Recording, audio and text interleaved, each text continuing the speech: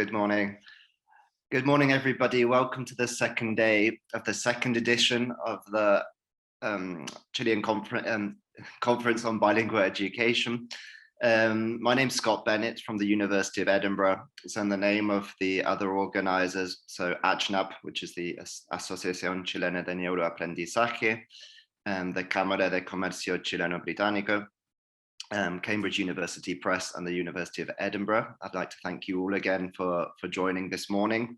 As I said, this is the second day, so I'm sure many of you joined yesterday, which we felt was an excellent event with lots of great content, great speakers. We expect to have exactly the same this morning.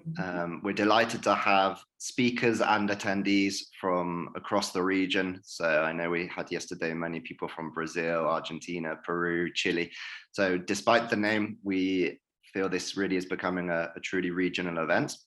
Of course, as always, I think the spirit yesterday was great. Lots of really good questions, proactive responses in the chat.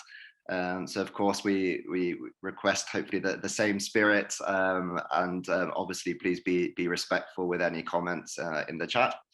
The sessions will be recorded as well, which I'd like to point out. But once again, thank you very much for joining.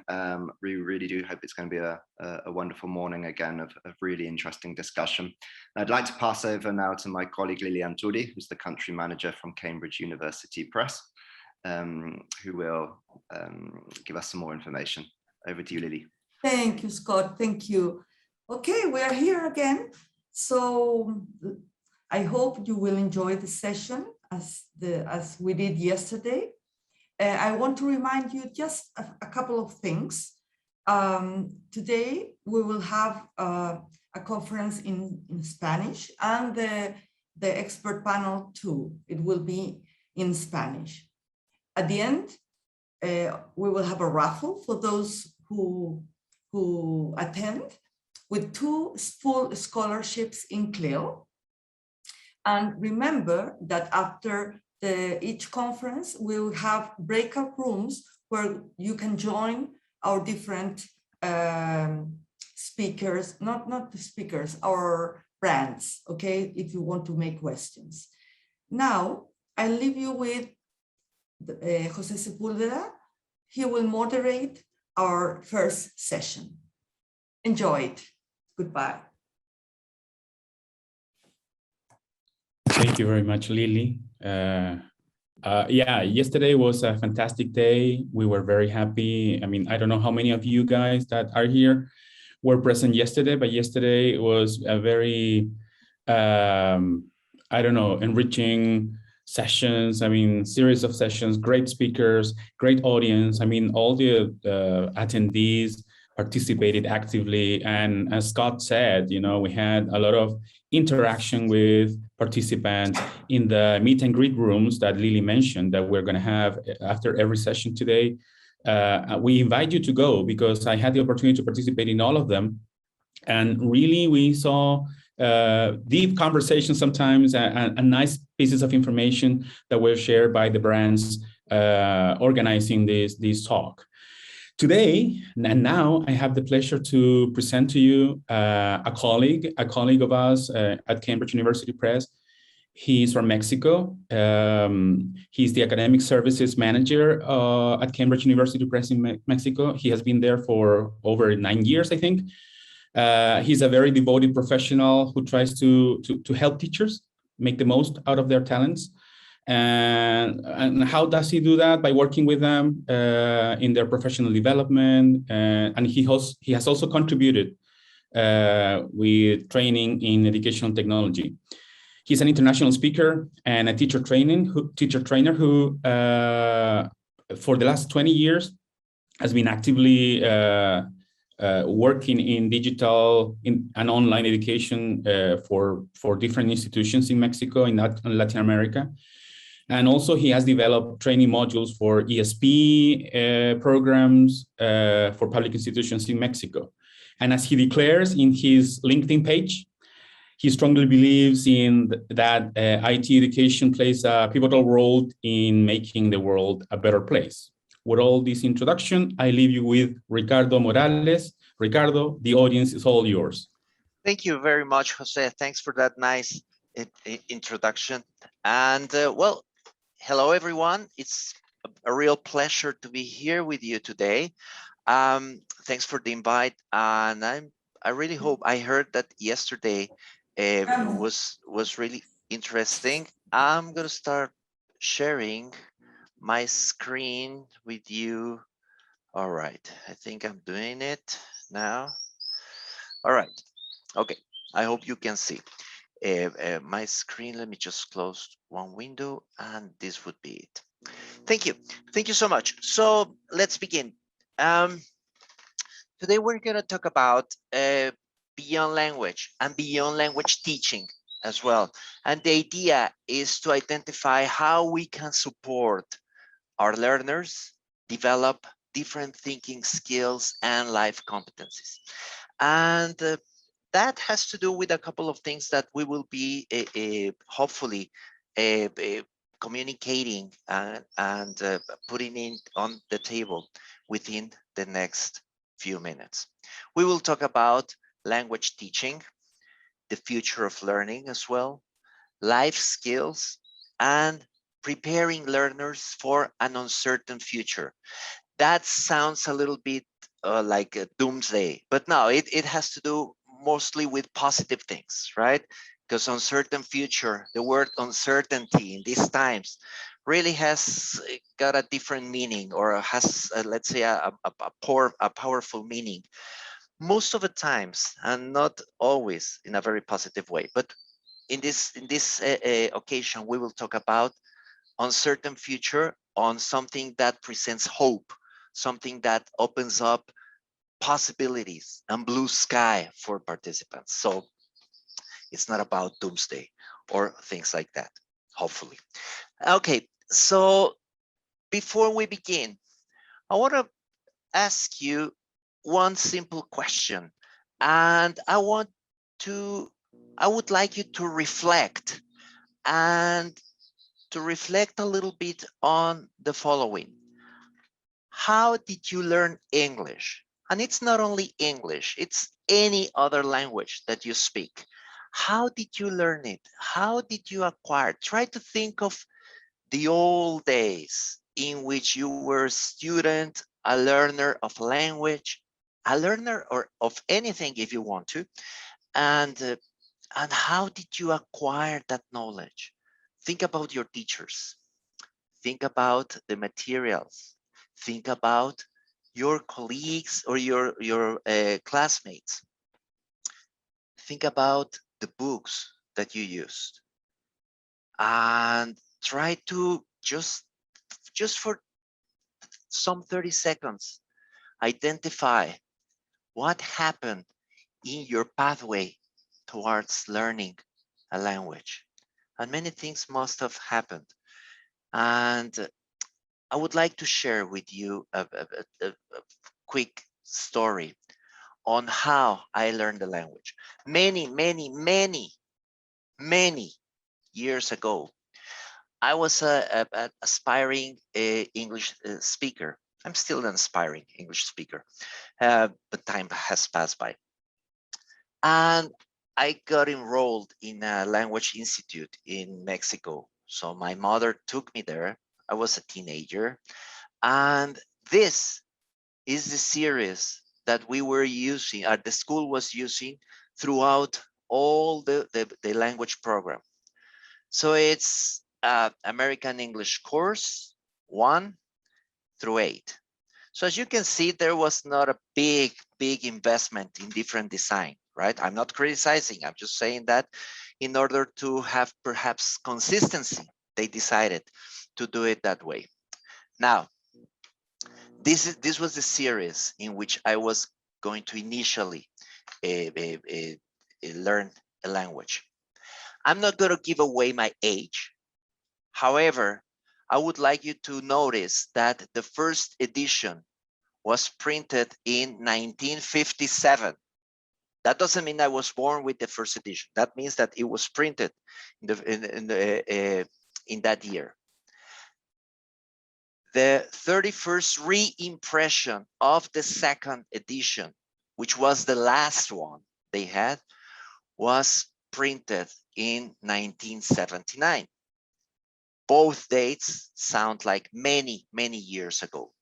This is an example of one page from the first edition.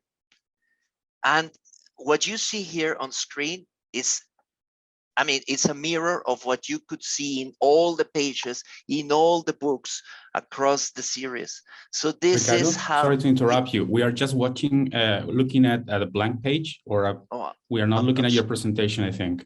Not in, okay. Were you able no, to we see? We see a page that has white and light blue color that says image source, personal files 2020 at the bottom. Huh. That's what we are seeing. Okay, can you see it here now? Now we are seeing your PowerPoint presentation without presentation mode. How about now? Now we can see what you're saying. Yes. Oh, I'm perfect. sorry. Okay, I don't know what happened. Okay, all right. Thank you. Thanks for the note. So this is what you could see in the book, all across all pages, all across all courses, and activities were just like that. That was the first edition. Probably for the second edition and the many reimpressions, they thought before doing that, they said, well, we need to change. We need to have something in a wider variety. We need to give students more. And this is what they came with the second edition. Well, okay, they didn't really invest a lot in coming up with a course book. Now, I'm just going to go very quickly with this. Why am I showing you this? Well, because for 1 hour, mostly for 2 or 3 years, we were talking about books, pencils, desks, lessons, chairs, English classes, right? These were the kind of activities. I'm not going to get you through the misery of how this was the teacher asking questions and students repeating in group, in a choir. But then we had some questions. And there were some questions during every class, and we had to respond. If you think about the class with, this is question 81, right? So imagine a long list of questions. So the teacher would easily come with questions like this. Are the students in their class now? And you had to answer whatever you thought. Well, at that time, it was the students. Are you a good student? Okay. What's on my desk? Where is your English class? These were the kind of questions that were shaping and modeling our train of thought back in the day. But they also asked, are Betty and her sister attractive girls? Who's Betty? Who's her sister? Who cares if they were attractive girls? That was back in the day. Now, I went through all the courses. It was almost 3 years. I got my diploma that certified, according to that institution, that I was a fluent speaker of English. Very good. So I had a chance, that was about 16, 17, 18 years, I think, that I had a chance to go on my first trip to the United States. For those of you who had traveled to the United States, there's migration and the customs that you have to cross. And these are the kind of queues that you find there. You have to wait for long, long hours before you get into an interview with an officer of customs and migration. If you have been there, you know what I'm talking about. If you haven't been there, right? Well, be prepared, because they may ask you very nice questions, or they may come with some perhaps tough questions, or they just look at you and say, I don't think you should be in the United States. It depends. I'm not going to go into political aspects right now. But the officer there, when I arrived at the desk, she came to me with these very questions in less than 30 seconds. What's the purpose of your visit to the United States of America? How long would you be in the United States? What's your registered address? Are you here by yourself? Do you have any relatives in the United States? Those questions were asked in less than 30 seconds. And there I was at my 16, 17-year-old, but I had my background in English. And then I thought, Frank is a doctor. An intelligent doctor, a good-looking doctor. That's what came to my mind. I didn't really know what to do, but I came with the right question. are Betty and her sister attractive girls. That was in the time, right, in which language teaching was, let's say, a little bit different. I just think that just because I wear glasses and I look like, okay, this person is harmless, she let me go through, right? I wasn't able to answer any of the questions. And that's what happens to many of our students. Yeah, that's what happens sometimes when we see that they have all the knowledge about the language, but there are other aspects that need to be considered in order to be able to become, let's say, not only users of a language, but fully functional individuals. So that was back in the day, right? I just wanted to give you that brief intro to come to this reference. Now books have changed. These books have nothing to do with the course book I learned English with. Now they come with more engaging, relevant, lively pages with interesting topics, but they also address other aspects that go beyond the language. Yeah, they could implement or include values, right? Culture, personal values, helping students develop their own self. And that's what we have today. That's what I think we are living in different times in language learning. And this is proof of it, that we have different materials. However, this goes evolving from time to time. It's in an ongoing process all the time. So why am I addressing this? Well, because nowadays in a globalized world, I think, and I strongly believe, that it's about time that we help students develop different skills. Language learning is not just the vehicle of teaching verbs, subjects, objects, nouns, grammar, syntax. It has, I think the function of education has to go beyond that. It has to help students form, become different individuals, help them for the future and for their futures as well. So how can we prepare our children for an uncertain future? I was reading a book not so long ago by Yuval Noah Harari, that is called, it's named 21 Lessons for the 21st Century. And it goes through different subjects. An interesting book, at least it was interesting to me. And there's one chapter for education. And there are a few statements that draw my attention. And I thought, well, it might be interesting to put into a talk and to talk about this. Think about a baby that is born during the pandemic, during these times.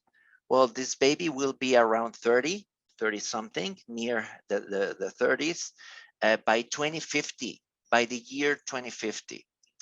Now, by the year 2100, yeah, he or she will still be around as an active citizen.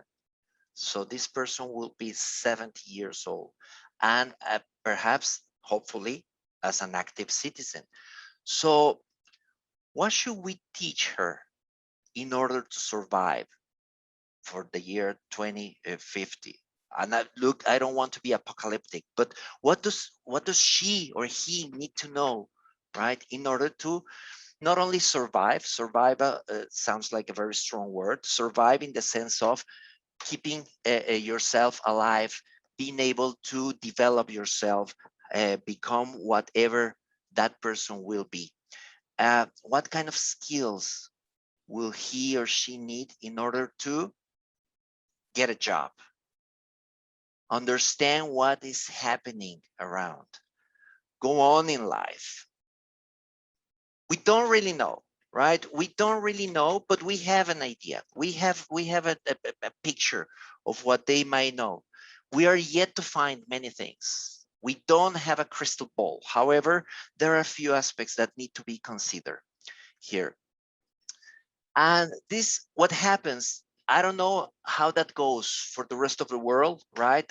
In Cambridge, we have some research about what is being taught in national curricula from different countries. We couldn't really tell that it's a global aspect, right? It depends on many different things, economical, political, geographical, many other aspects. But in programs, we say that much of what kids learn today will likely be irrelevant by 2050.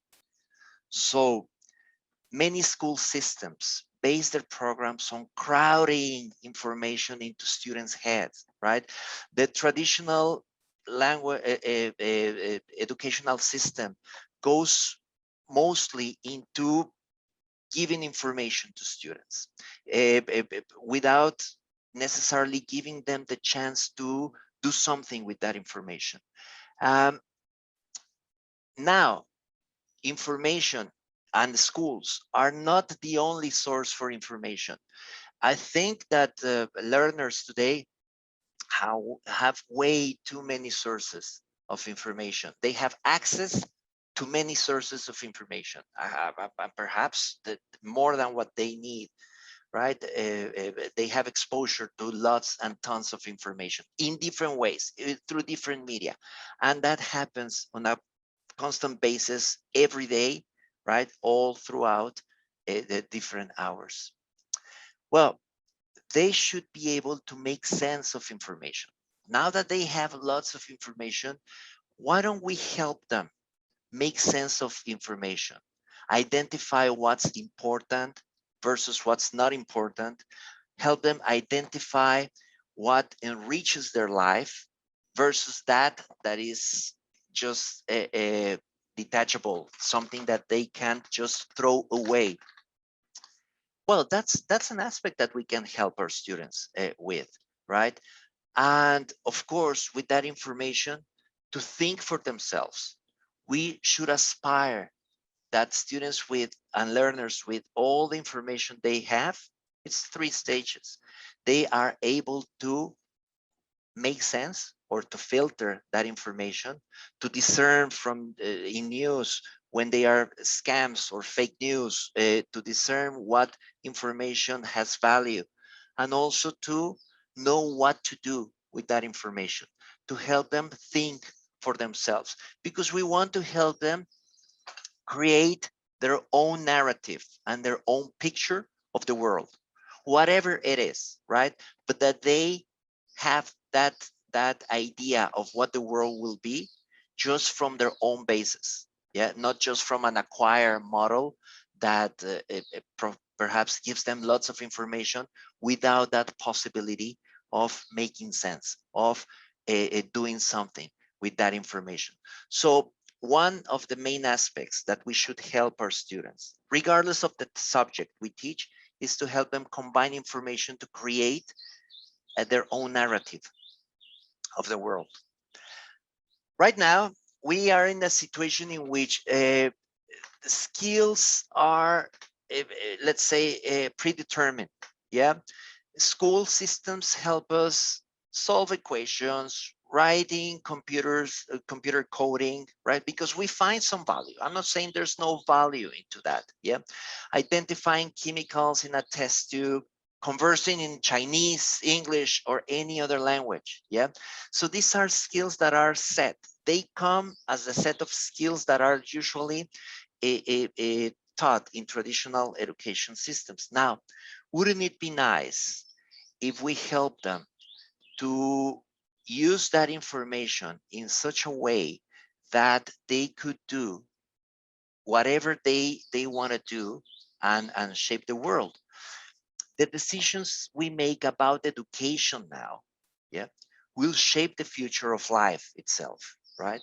Whatever we do with education in these days will really cause a big impact in the future. Not so many years ago, right? It was, let's say, it was more predetermined. Yeah, we knew that there were these solid occupations and careers that people would work around, and it was easy to determine whether a person would want to follow the pathway of law, medicine, engineering, education, sports, but let's say they were so very well structured and there was no really room for many other aspects. But nowadays, it is likely that this baby that is born today will have, when he reaches 30 or 40, will have gone through different pathways in education. We will have perhaps have different careers and occupations. Will have had different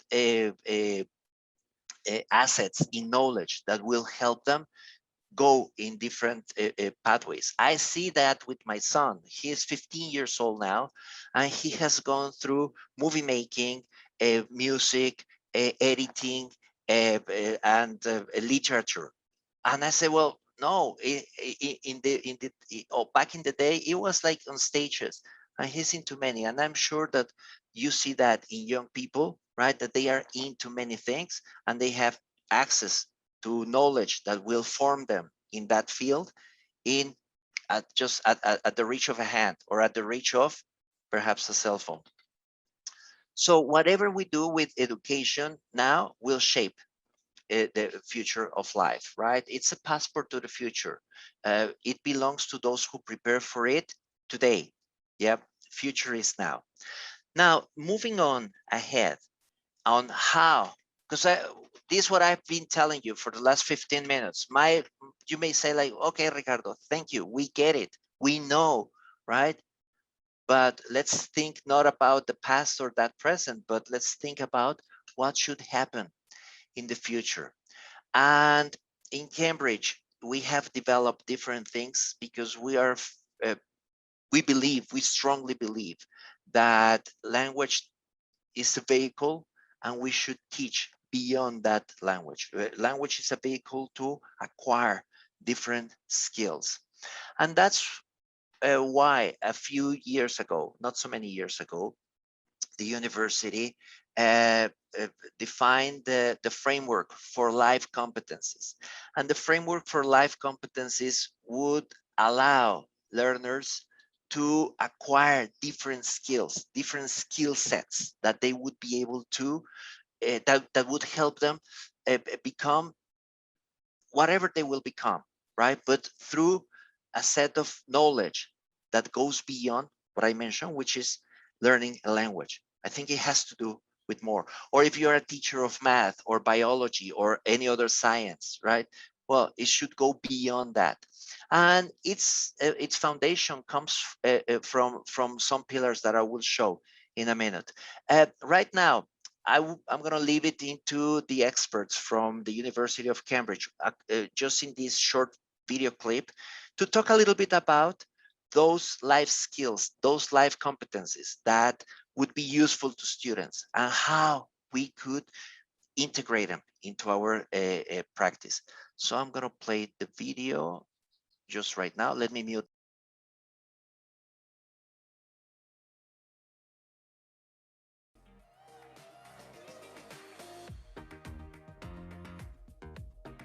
When we prepare our students for the future now, for their futures, we have to realize the world is changing very fast and that the work that they will need to do is very different to what we have done.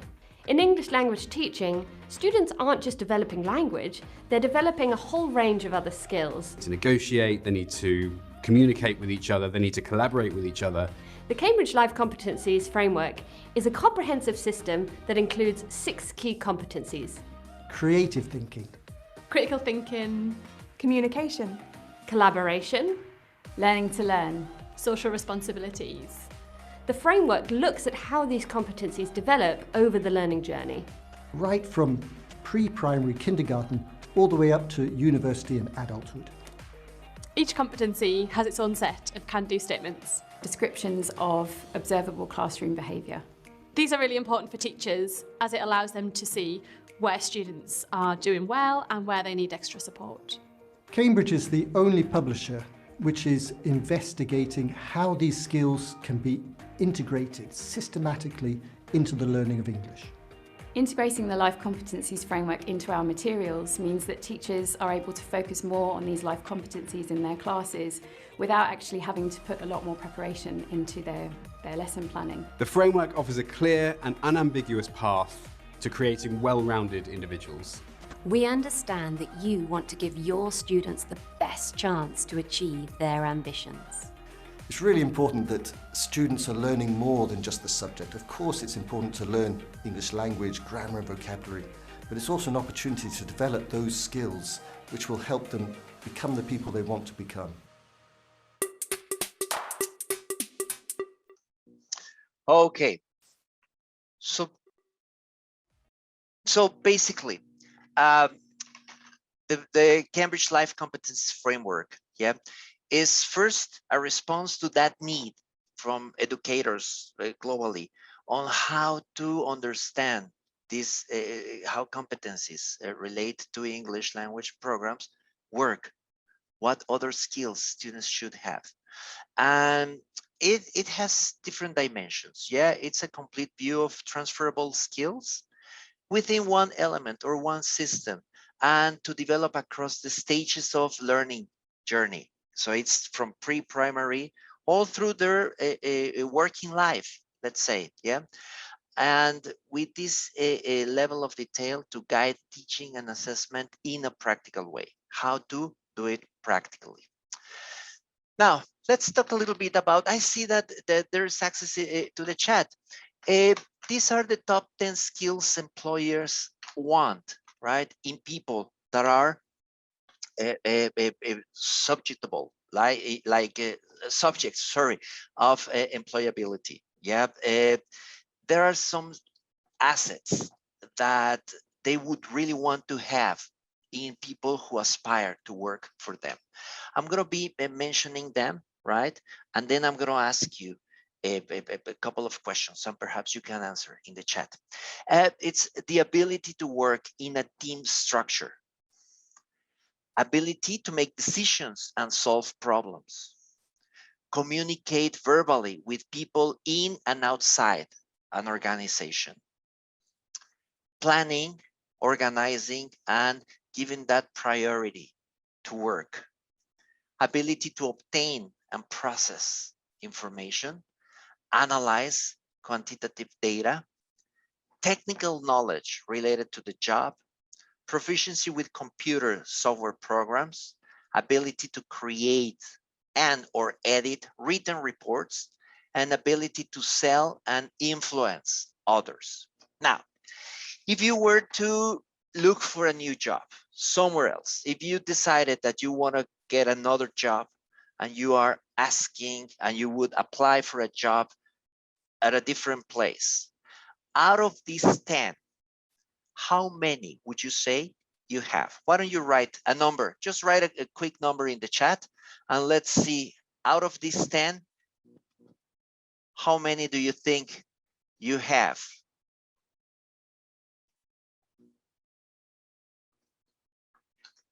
Okay, let's see. Okay, probably they are not able to type in the questions. I've asked these questions to some other teachers in different conferences, and they come with answers like 5, 4, 3, 6. But as we can see, right, in many ways, if you take a look at this, say like, okay, what do I have? And if you have it, how did you learn it? And I think that is the main challenge, how to help our students acquire this knowledge, these abilities, and develop this set of skills that would be useful in their future, in their life. Okay. How is this framework developed? Well, it comes with activities, because you may say, well, Ricardo, so that means that only if I use Cambridge materials, I would be able to help my students develop that? And I would say the answer is no, absolutely not, right? Most of the course books, materials that are developed come with different aspects. The idea that refer to life skills, the way we have integrated these skills are the ones that through research we have considered that these are relevant to students. However, there are different strategies regardless of the course book that you're using, that you would be able to use. These 6 aspects of the life competencies that we saw in the video, right? That go from creative thinking, learning to learn, collaboration, critical thinking, and the rest of them come from these foundation layers. Help them to have emotional development, digital literacy, and discipline knowledge to be able to have the set of structure that they would go around to obtain and transform knowledge into something else, whatever they want to use. Now, this goes through a complete learning pathway, a complete learning journey from pre-primary to the adult work. Yeah, and every journey is different.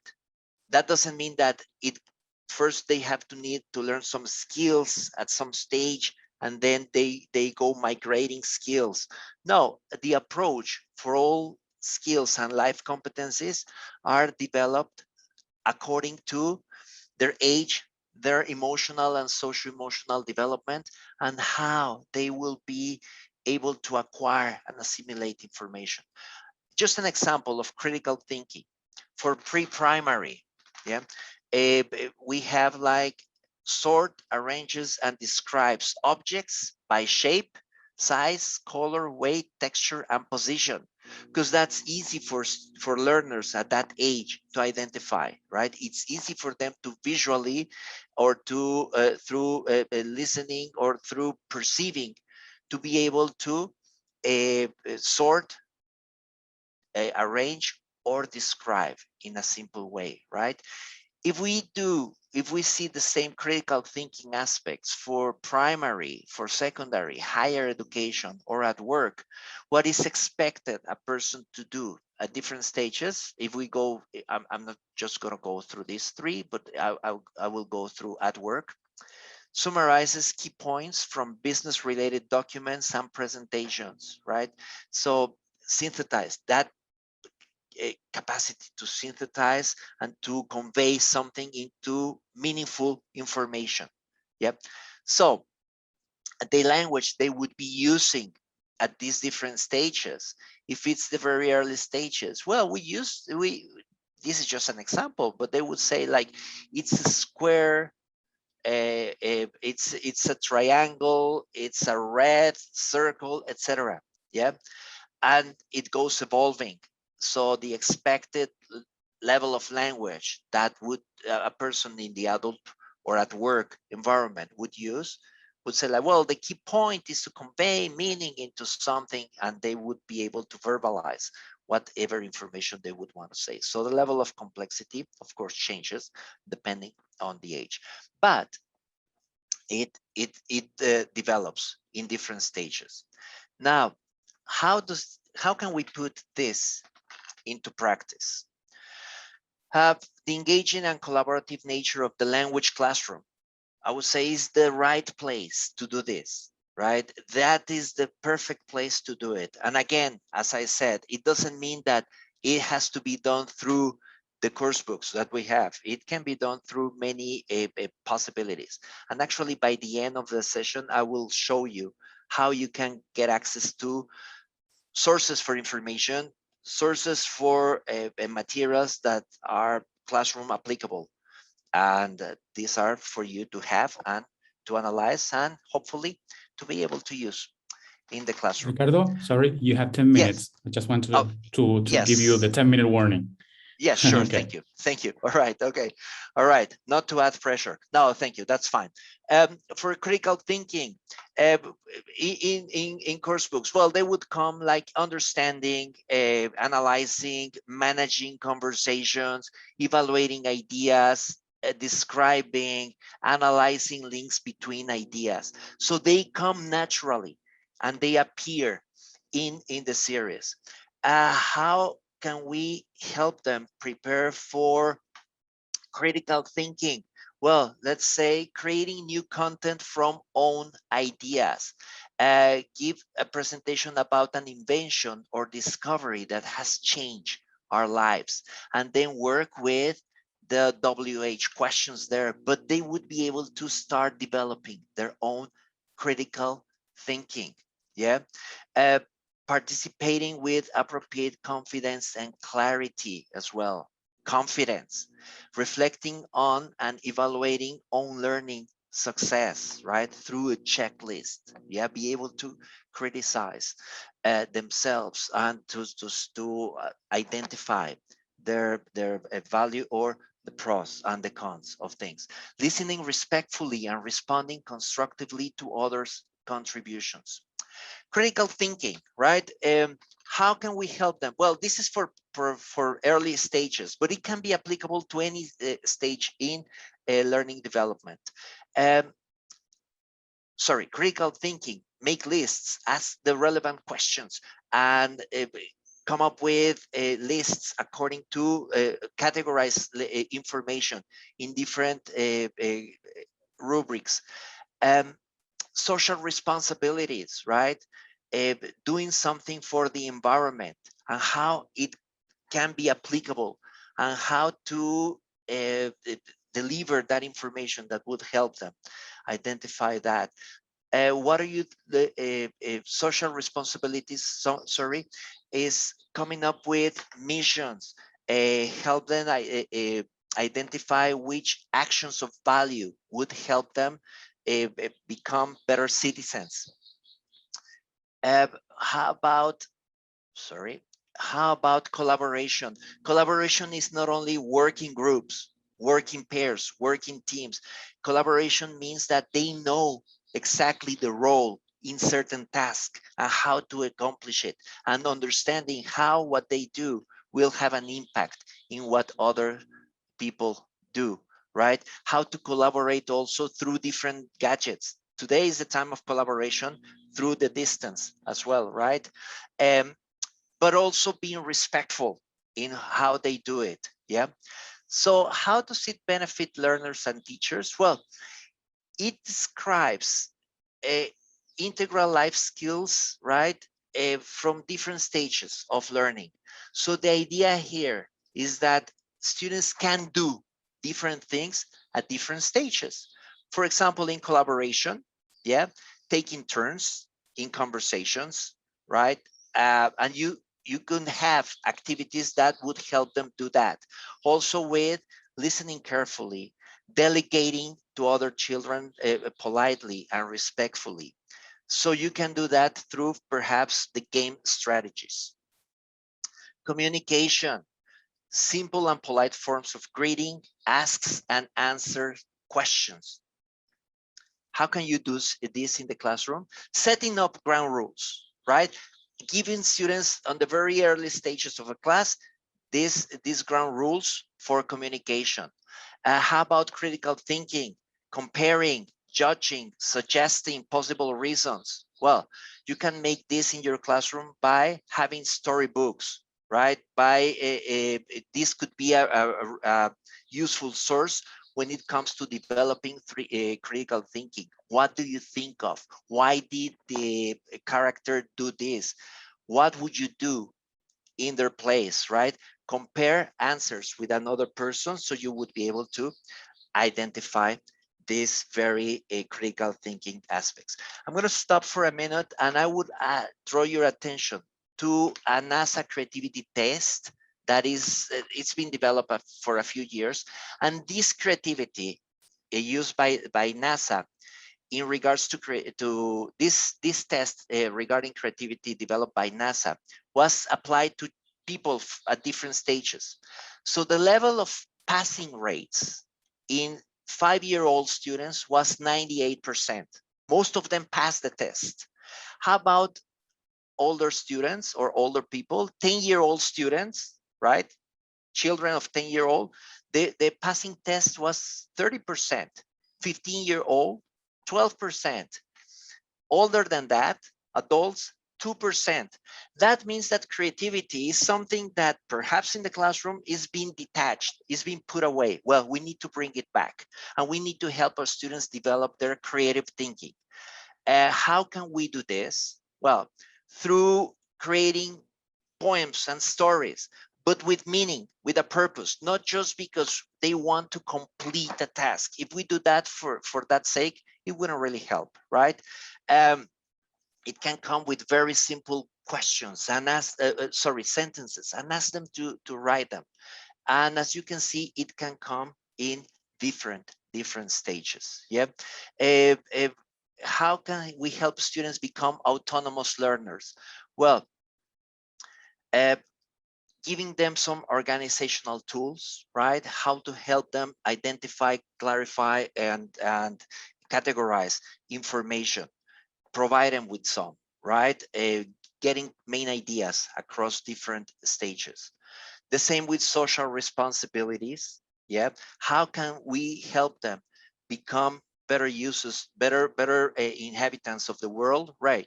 Well, we can give them strategies. We can assign them missions on how to acquire social responsibilities within the classroom. Yes, just to tell them to tidy their classroom, that would be very helpful. Emotional development as well, right? It goes in different stages from primary, from pre-primary until their working life. How to be able to know what to do with their emotions and understanding their emotions and how and knowing what to do with them. So the classroom would be a very, very useful a way to achieve that or those specific aspects. I'm aware of time, and I would like to mention that this framework that we have put is useful for curriculum development, for learning materials, for teacher development, for evaluation. And you can have access to this, right, by going, if you want to take a snapshot and later on access to it, right? Or if you want to just use the QR code in your cell phone, you would be able to access this wide amount of resources that we have for you, for free to use in the classroom. I just want to take a minute to show you one of the components that we have, right, which is, okay, I'm aware of time. I'm going to stop sharing just for a second. I'm going to share again, and I'm going to share again this. We have developed some cards that you could use in the classroom. These are activity cards for critical thinking, for example, but they come for everything. And it gives you different ideas on how to, for example, this is recognizing patterns and relationships. They somehow build a case and you have to identify causes and effects, for example. So it's for you not to think that these are developed only for early stages. I'm showing this for adult programs. Making references, interpreting information, evaluating specific information. So it's a set of activities for all levels, for all critical thinking developments, and we have for many other stages. Yeah, look, it's a 77-page document with lots of information. Why am I mentioning this? Well, just to finish my intervention today, because it is available. It's not something that you need to develop by yourself. It's not something that you say, now it's not only language, or it's not only my subject.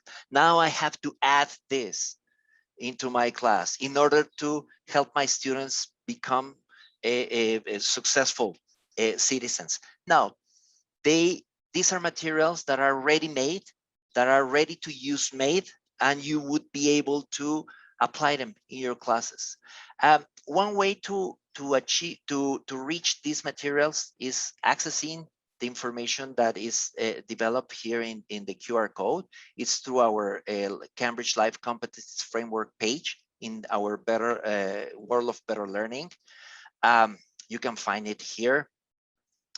Or if you send me an email with the name of this presentation, which is Beyond Language, right? I would be very, very, very happy to send it back to you. You can also use the QR code in order to have access to this and some other information that I have put for you that would help you have a better understanding of what the framework for life competencies is. And hopefully you would be able to start integrating I'm sure you have already started with this, but to start integrating this in a more structured way so you can help your students in pro of a better world. So thank you very much. Thanks for your time. I know it's early in the morning and it's still a long day ahead. So thanks. And I don't know if this is a good time for questions, if there are any. Certainly. There are some questions that I would like to ask you, and you can answer to all the audience. Ricardo, thank you very much first for your talk. I mean, I was thrilled. Personally, I'm a lover of this Cambridge Life Competence Framework. I really think it's a major breakthrough for our teaching community, for teachers. I think it's fantastic that Cambridge came up with this.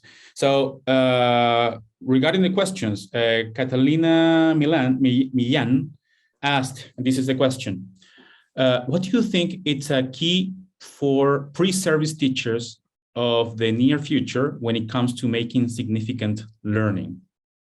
Okay, that's a very interesting question. So it's a key for pre-service teachers. I think it's one of the keys is to be able to integrate information, to know what to do with information, not only as a teacher, but also how to help students develop that.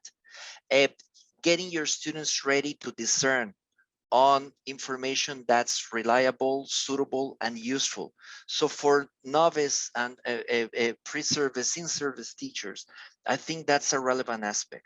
How to acquire the knowledge on information and how to help students also follow these patterns of identifying and knowing what to do with information. Of course, there are many other aspects, but I would say that the relevance would go into be able to handle information.